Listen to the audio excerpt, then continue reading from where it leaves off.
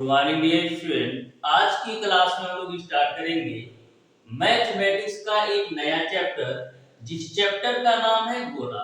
गोला चैप्टर को बिल्कुल बेहतरीन तरीके से आपको पढ़ाने वाला हूँ। इस तरीके से मैं आपको गोला पढ़ाऊंगा कि आपके पॉलिटेक्निक अथवा आईईआरटी एंट्रेंस एग्जाम में किसी भी तरीके से तोड़ मरोड़ के घुमा करके क्वेश्चन एग्जामिनर पूछ लेगा, आप बिल्कुल बेहतरीन तरीके से 5 से 10 सेकंड के अंदर सॉल्व कर पाओगे। एक बात और डियर स्टूडेंट, मैं देखता हूं कि बहुत सारे स्टूडेंट के अंदर कंफ्यूजन होता है कि गोला क्या होता है, वृत्त क्या होता है। तो बिल्कुल सिंपल सी बात है डियर स्टूडेंट, आज मैं आपका कंफ्यूजन दूर कर देता हूं। जो आपका वृत्त होता है ना डियर स्टूडेंट, वो आपका उसका केवल और केवल क्षेत्रफल होता है। जैसे एक आपकी कॉपी होती है ना, कॉपी में ऐसे गोला बनाइए और कचकचा के पूरा काट दीजिए इस तरीके से। तो यदि आप इस तरीके से किसी पेज को काट कर निकाल लेते हैं तो ये आपका वृत्त माना जाता है, यानी कि यह आपका वृत्त है।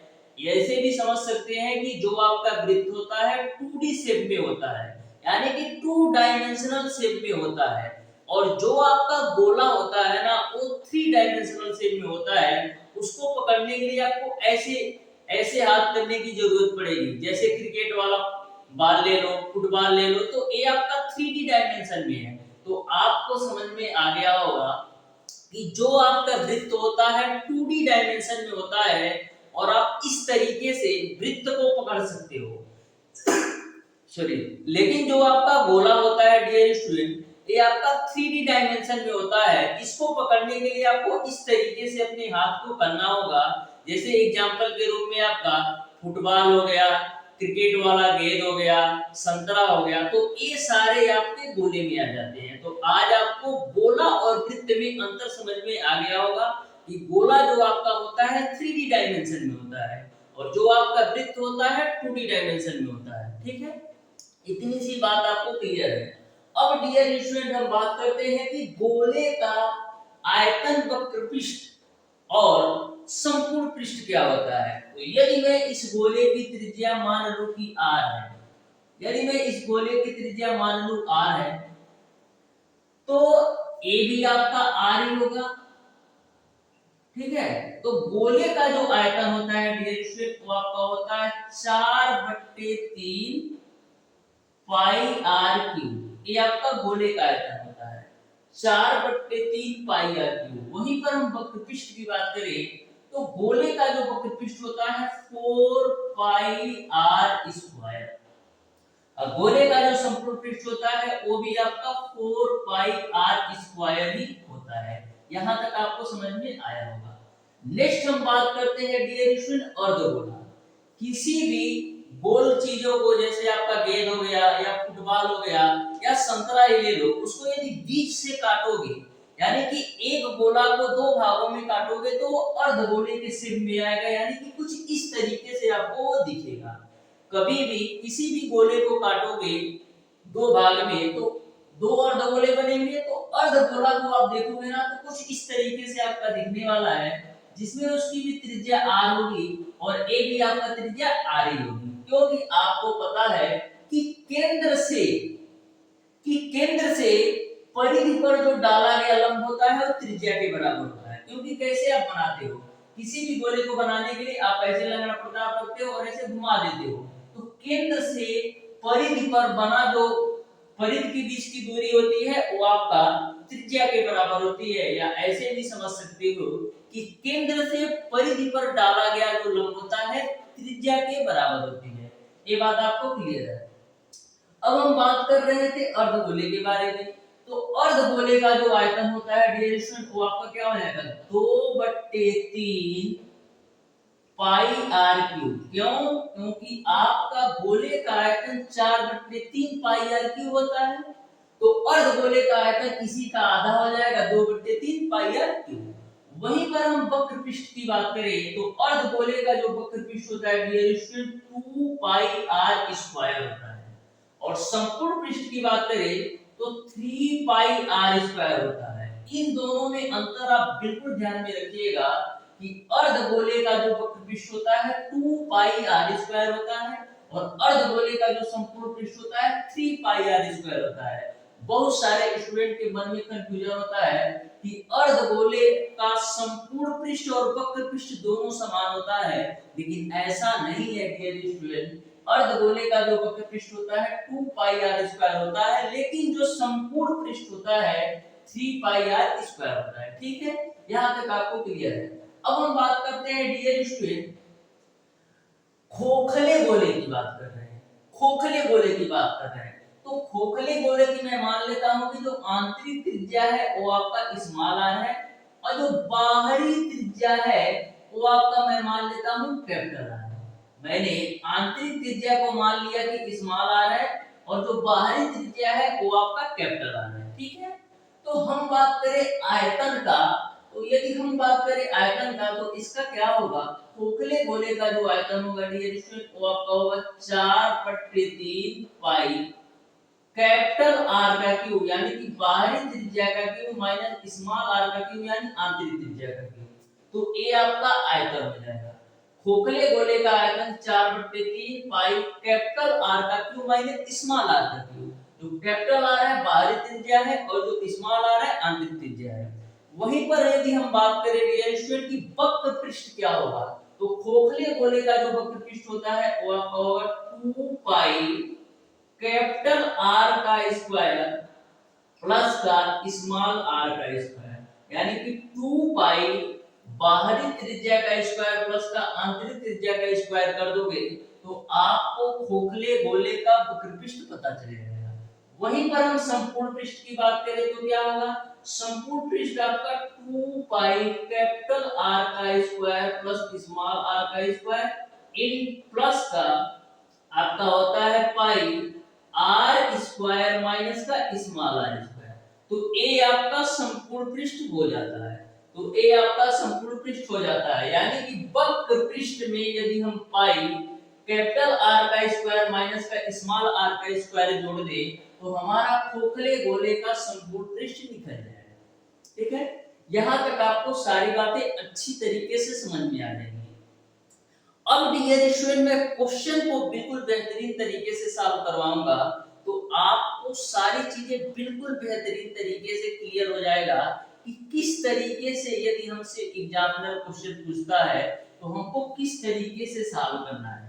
बहुत ही बेहतरीन तरीके से सारे क्वेश्चन बताऊंगा, आप ध्यान से देखिएगा। बहुत ही सिंपल वे में आप गोला के किसी भी क्वेश्चन को मैक्सिमम 5 से 10 सेकंड के अंदर सॉल्व कर पाओगे। हर टाइप के क्वेश्चन करवाने वाला हूं, आप धैर्य के साथ बने रहिएगा डियर स्टूडेंट, आपको सभी टाइप के क्वेश्चन देखने को मिलेंगे।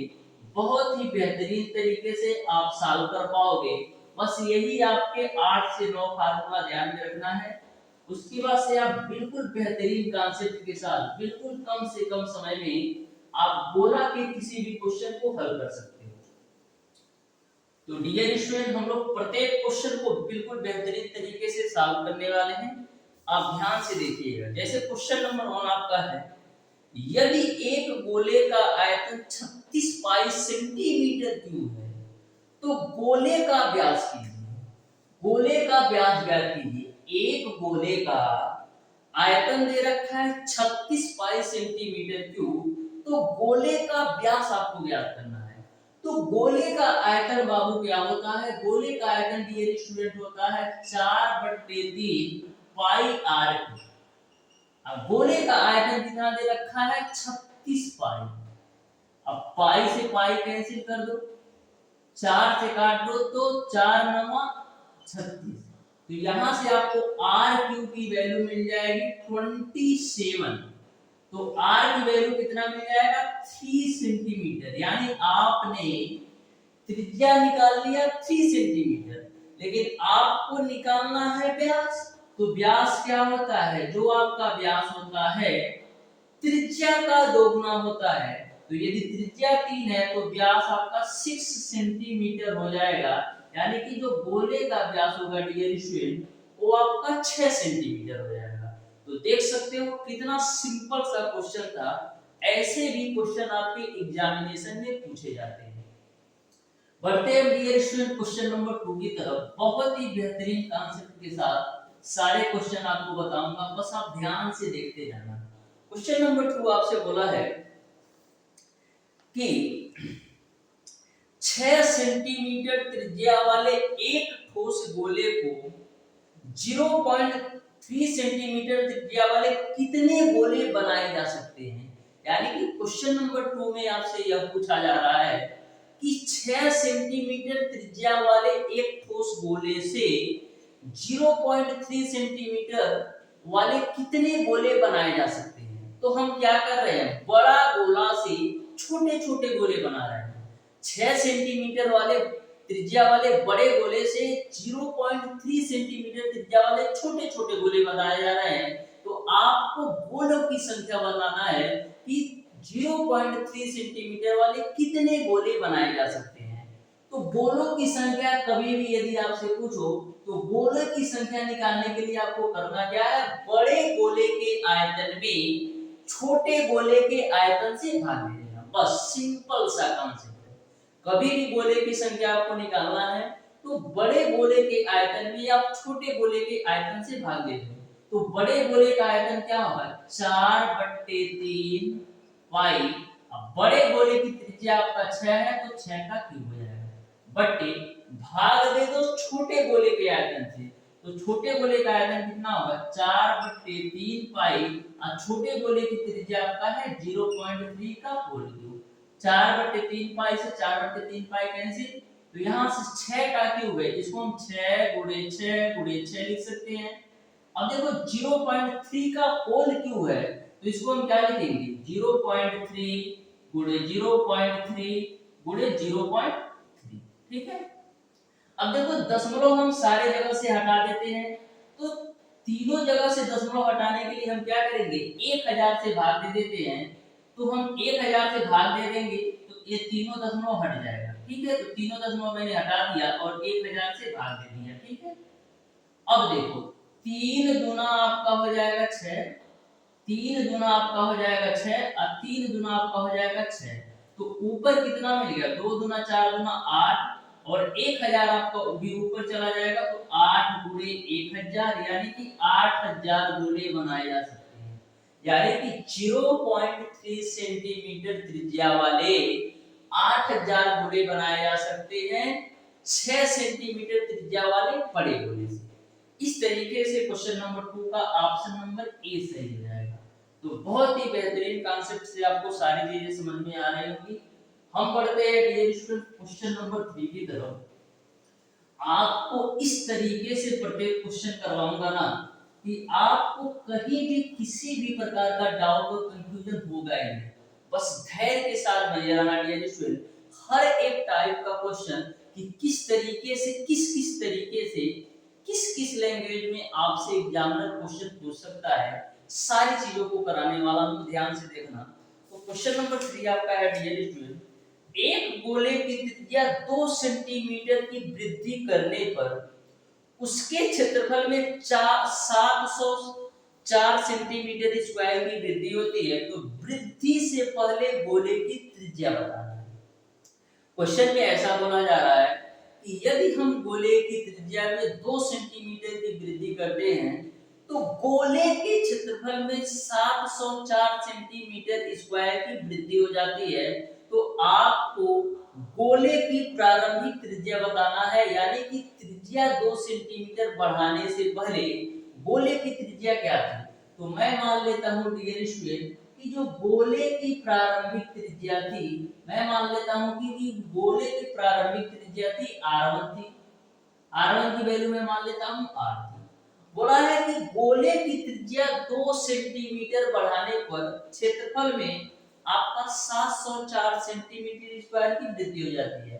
तो मैंने माना कि प्रारंभिक त्रिज्या r है, तो 2 सेंटीमीटर बढ़ाने पर त्रिज्या आपका r2 हो गया। तो त्रिज्या आपका r था ही, इसमें 2 सेंटीमीटर बढ़ा दिया तो ये r2 की वैल्यू हो गई। यहां तक आपको क्लियर है।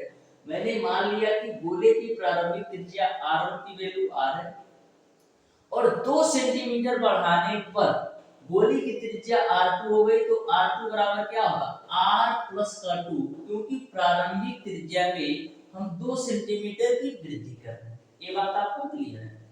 अब बोला है कि यदि हम 2 सेंटीमीटर त्रिज्या बढ़ा देते हैं तो हमारा जो गोले का क्षेत्रफल है 704 सेंटीमीटर स्क्वायर बढ़ जाता है।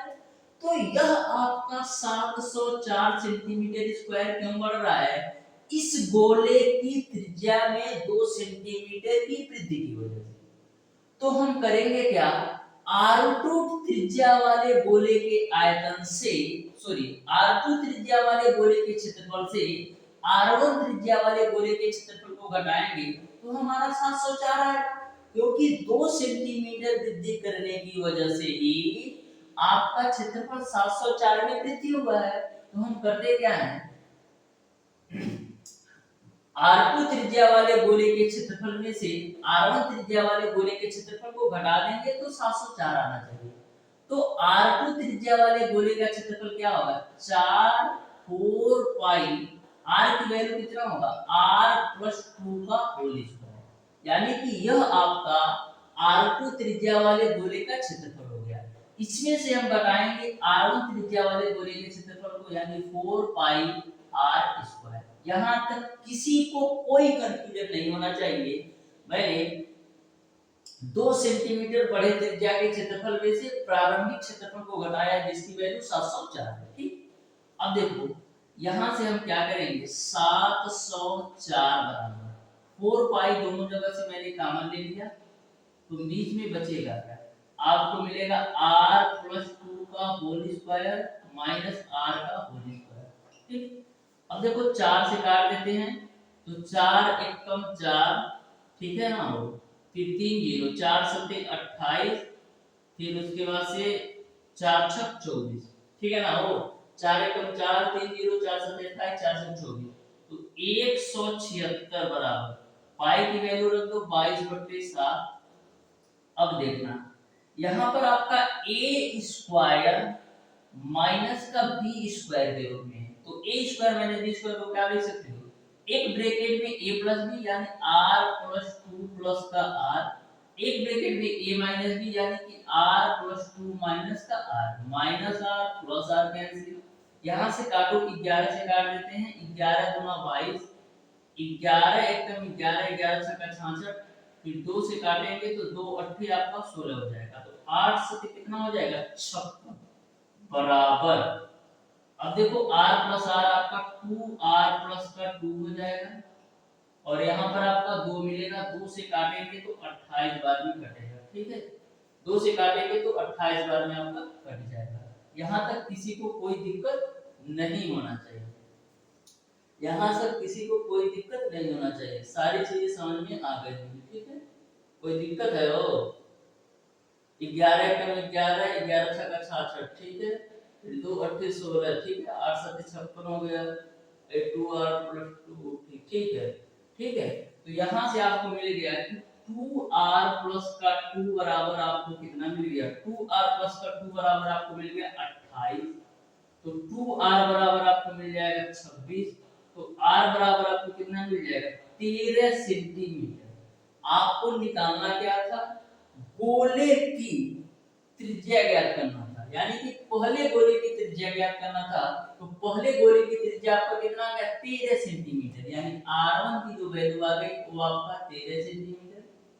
यदि आपसे पूछता कि 2 सेंटीमीटर वृद्धि करने पर गोले की त्रिज्या कितनी है, तो r की वैल्यू 13 और 13 में 2 जोड़ देते तो 15।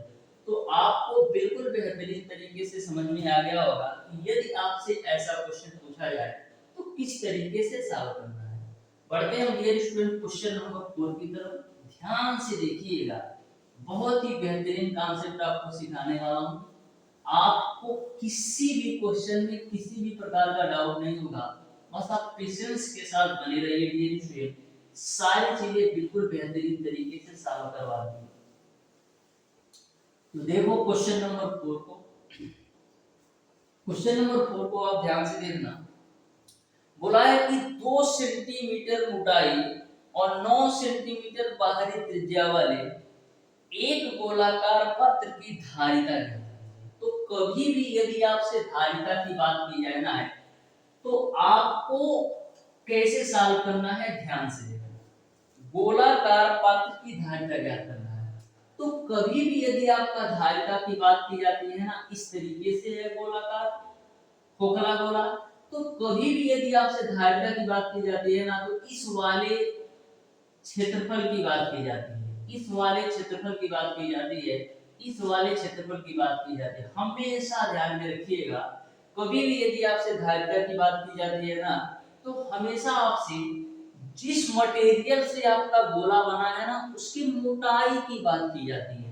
जैसे आपका गेंद है, तो गेंद किसी न किसी जैसे रबड़ से बना है, तो उसका कुछ न कुछ तो मोटाई होगा, यानी कि जिस चद्दर से बना है, जिस रबड़ के चद्दर से बना है, उसका कुछ न कुछ मोटाई होगा, तो उसी को हमको धारिता ज्ञात करना है। यदि कभी भी आपसे गोलाकार पात्र की धारिता ज्ञात करने के लिए बोले, तो यही वाला क्षेत्रफल आपको ज्ञात करना होता है। ये बात आपको क्लियर है? तो यहाँ पर इन्होंने जो बाहरी त्रिज्या दे रखा है, वो आपको दे रखा है 9 सेंटीमीटर, और आंतरिक त्रिज्या दे रखा है 2 सेंटीमीटर। तो यदि आपका बाहरी त्रिज्या बाबू 9 सेंटीमीटर है और आंतरिक त्रिज्या आपका 2 सेंटीमीटर है, तो है मोटाई कितना होगा? तो आप कहोगे 9 में से 2 घटा दो, तो आपकी जो मोटाई आ जाएगी, आपकी जो मोटाई आ जाएगी वो कितनी आ जाएगी? मोटाई जो आपकी आ जाएगी वो आपका आ जाएगा 7 सेंटीमीटर, क्योंकि बाहरी त्रिज्या 9 है और आंतरिक त्रिज्या 2 है। अब बिल्कुल आसानी से गोलाकार पत्र की धारिता निकाल सकते हो। धारिता कैसे निकालेंगे? 4/3 पाई आर क्यूब से।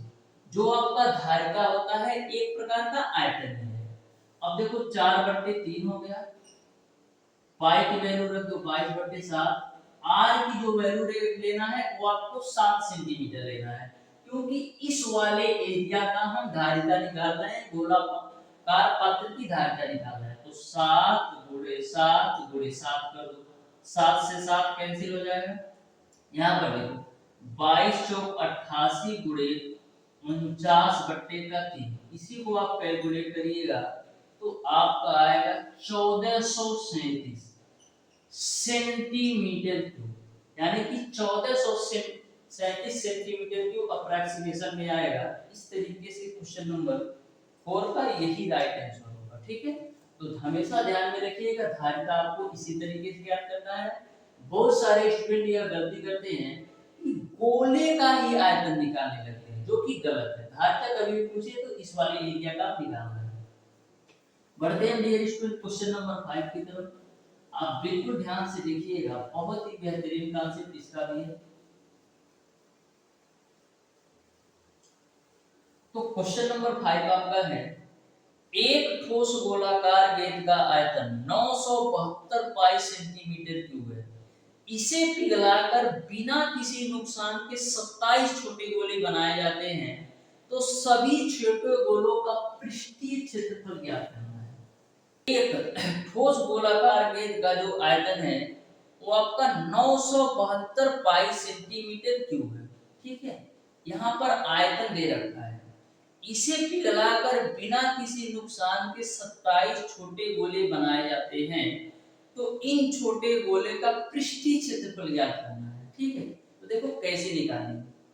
जब दोनों सेम रहता है, यानी कि पृष्ठीय क्षेत्रफल बड़े गोले का और छोटे गोले का भी पृष्ठीय क्षेत्रफल कुछ था, तो डायरेक्ट टिक कर देते कि हाँ हम बड़े गोले से छोटा गोला बना रहे हैं, तो बड़े गोले का जितना पृष्ठीय क्षेत्रफल होगा उतना ही छोटे गोले का पृष्ठीय क्षेत्रफल।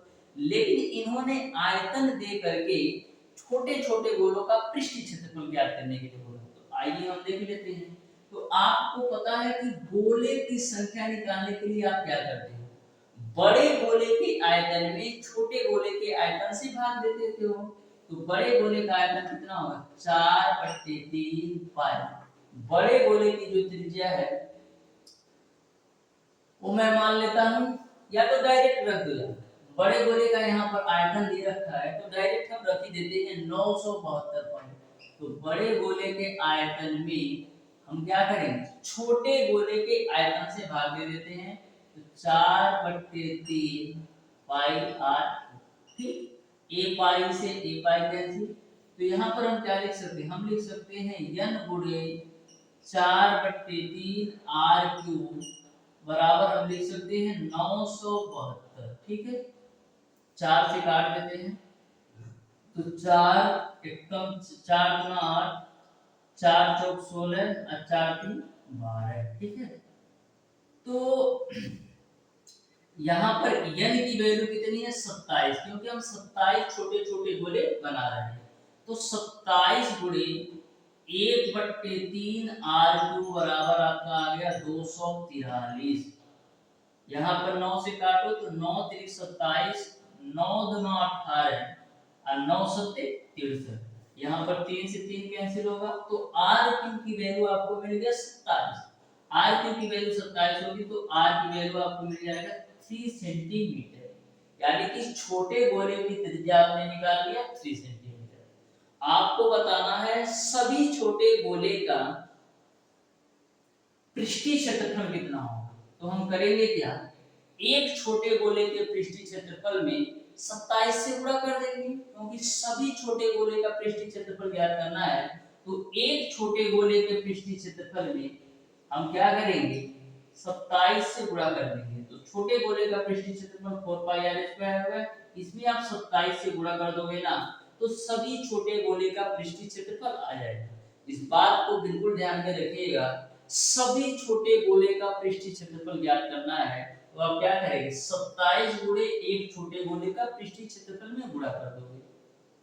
यदि आपसे छोटे गोले का पृष्ठीय क्षेत्रफल पूछता तो केवल और केवल 4πr² होता, ठीक है। सॉल्व करो तो 27 गुणे 4, पाई की वैल्यू रख दो 22/7।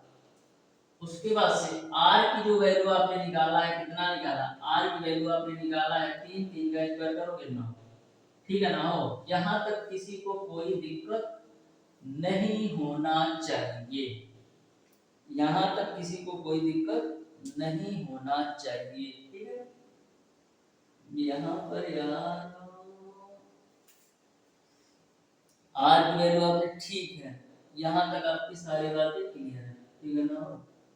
तो यहाँ पर यार पाई में ही आंसर दिया है ना, तो इसको हम पाई ही रखते हैं, क्यों इतना मगजमारी करना, इसको पाई रखते हैं। तो कितना होगा 27 गुणे 36 गुणे पाई, ठीक है ना। 27 गुणे 36 गुणे पाई करोगे तो आपको 972 पाई मिल जाएगा, यानी 972 पाई मिल जाएगा।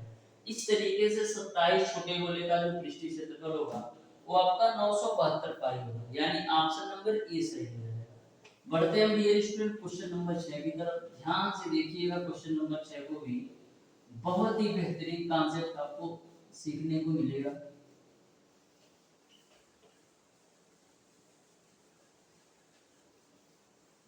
तो क्वेश्चन नंबर 27 6 है डियर स्टूडेंट कि 6 सेंटीमीटर, 8 सेंटीमीटर, 10 सेंटीमीटर त्रिज्या वाले 3 ठोस गोले को पिघला करके एक बड़ा गोला बनाया जाता है। तो बड़े गोले की त्रिज्या ज्ञात करना है, यानी कि 6 सेंटीमीटर, 8 सेंटीमीटर और 10 सेंटीमीटर त्रिज्या वाले 3 गोलों को पिघला करके हम एक बड़ा गोला बना रहे हैं।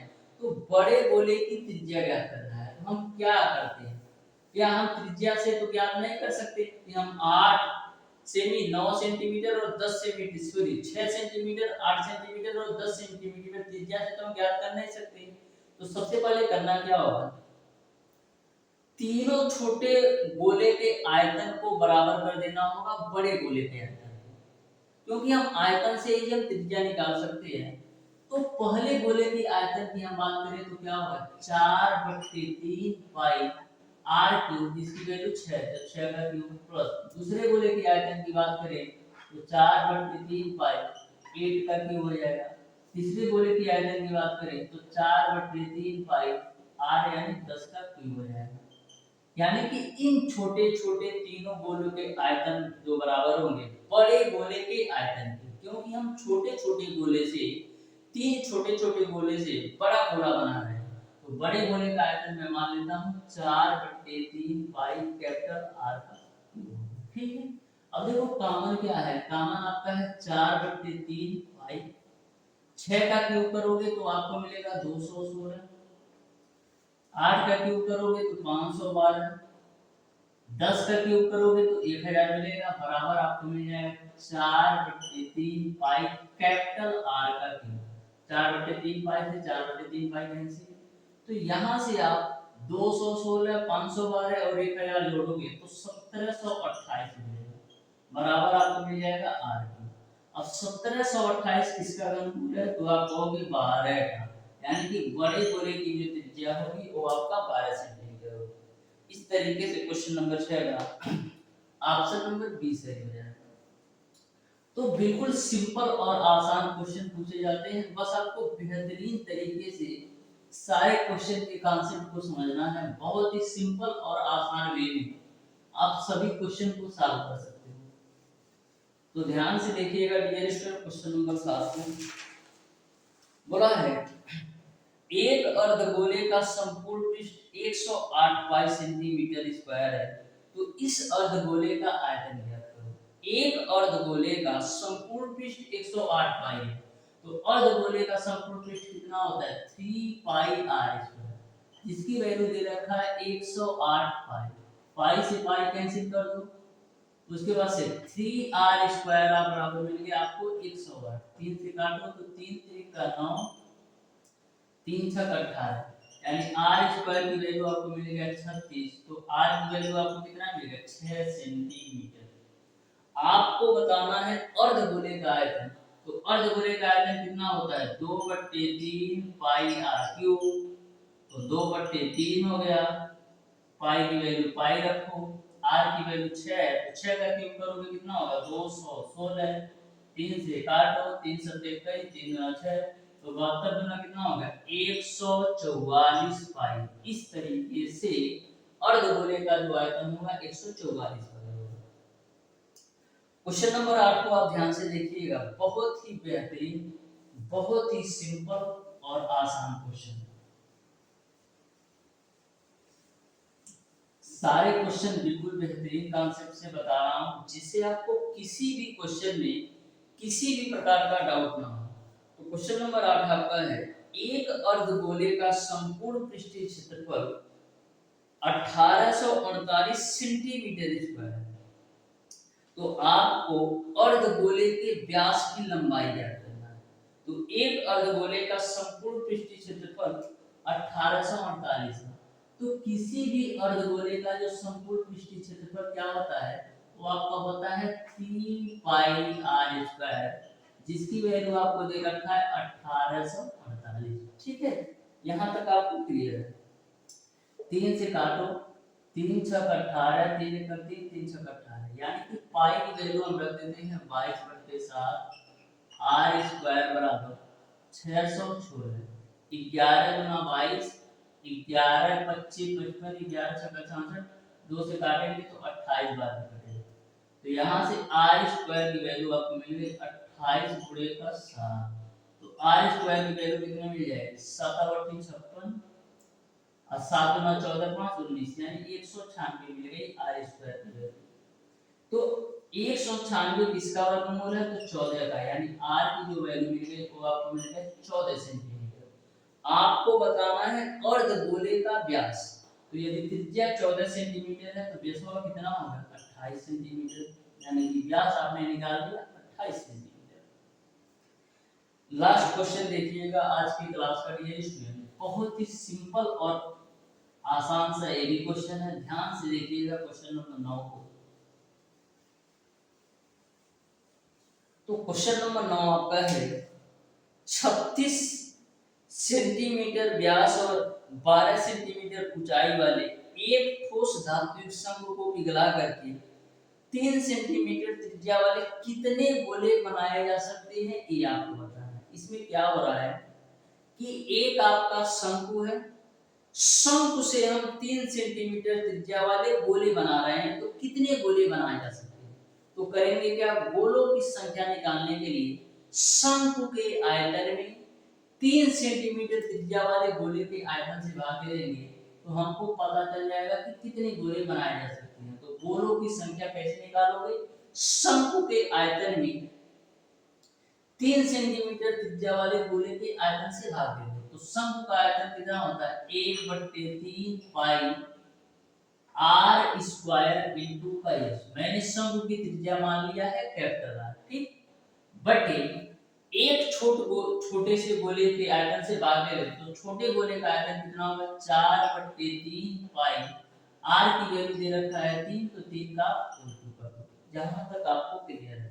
मैंने क्या किया, शंकु के आयतन में 3 सेंटीमीटर त्रिज्या वाले छोटे गोले के आयतन से भाग दे दिया। अब देखो पाई से पाई काट दो, 3 से 3 काट दो, तो यहाँ से n की वैल्यू निकाल लो। अब देखो जो शंकु का व्यास दे रखा है 36 सेंटीमीटर दे रखा है, तो यदि शंकु का व्यास आपका 36 सेंटीमीटर है तो त्रिज्या कितना होगा 18 सेंटीमीटर, तो इसको हम लिख सकते हैं 18 गुणे 18 के रूप में। ऊंचाई भी दे रखा है शंकु का जो कि 12 सेंटीमीटर, तो 12 बटे 3 का क्यूब करोगे तो हम लिख सकते हैं 3 गुणे 3 गुणे 3, और यहाँ पर आपका 4 है, तो 4 3 12 कर दो, 3 से 3 कैंसिल कर दो, 3 छक 18 कर दो, 3 छक 18 कर दो, तो यहाँ से n की वैल्यू आपका आएगा 36, यानी कि 3 सेंटीमीटर त्रिज्या वाले 36 गोले बनाए जा सकते हैं। इस तरीके से इस बड़े से शंकु से हम 3 सेंटीमीटर त्रिज्या वाले 36 गोले बनाए जा सकते हैं। इस तरीके से डियर स्टूडेंट आपको क्लियर तरीके से समझ में आ गया होगा। बात करें इस क्वेश्चन का, तो इस क्वेश्चन का जो राइट आंसर होगा वो आपका ऑप्शन नंबर बी सही हो जाएगा। इस तरीके से डियर स्टूडेंट आज की क्लास में मैंने आपको बताया है गोला के बेसिक कॉन्सेप्ट के साथ साथ किस किस टाइप के क्वेश्चन पूछे जा सकते हैं, उन सारे क्वेश्चन को डिस्कस करने का प्रयास किया है। नेक्स्ट क्लास भी हमारा गोला से रिलेटेड होगी, जिसमें मैं बहुत ही बेहतरीन, बहुत ही सिंपल तरीके से सारे क्वेश्चन को सॉल्व कराने का प्रयास करूंगा, जिससे इस तरीके से प्रत्येक चैप्टर पढ़ाने का प्रयास करता हूं डियर स्टूडेंट कि आपको किसी भी प्रकार का किसी भी क्वेश्चन में डाउट और कंफ्यूजन ना हो। नेक्स्ट क्लास भी हमारा गोला से ही रहने वाला है, और उस क्लास में भी हम बहुत ही बेहतरीन तरीके से किस किस टाइप से किस किस तरीके से एग्जामिनर क्वेश्चन पूछ सकता है, सारे क्वेश्चन का कॉम्बिनेशन लेकर आऊंगा। तो आज की क्लास आपको कैसी लगी, अपना ओवरव्यू जरूर दीजिएगा। मिलते हैं डियर स्टूडेंट नेक्स्ट क्लास में।